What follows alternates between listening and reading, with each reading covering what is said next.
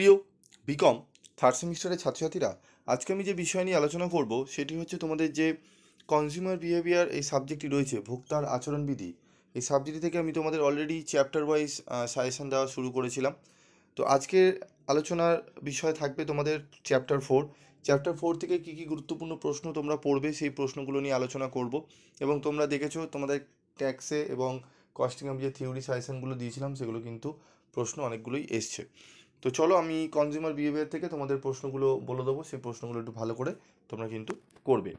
দেখো, সংক্ষিপ্ত টিকা লেখো।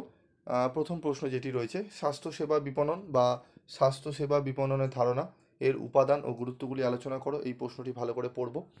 তারপর পড়বো 2 নম্বরে রাজনৈতিক বিপণন, তারপর পড়বো সামাজিক বিপণন, 4 নম্বর পড়বো পরিবেশগত বিপণন এবং জননীতির ধারণা। এই যে প্রথম যে 5টা প্রশ্ন দেখছো না সংক্ষিপ্ত টিকা, এই 5টা প্রশ্ন ভালো করে করে যাও।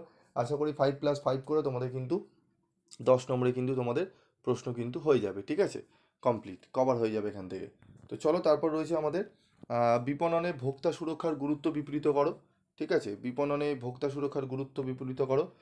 এখানে এই প্রশ্নটি ভালো করে পড়বো। তারপর পড়বো স্বাস্থ্যসেবা বিপণনের বৈশিষ্ট্যগুলি উল্লেখ করো। এই প্রশ্নটি খুব ভালো করে পড়বো।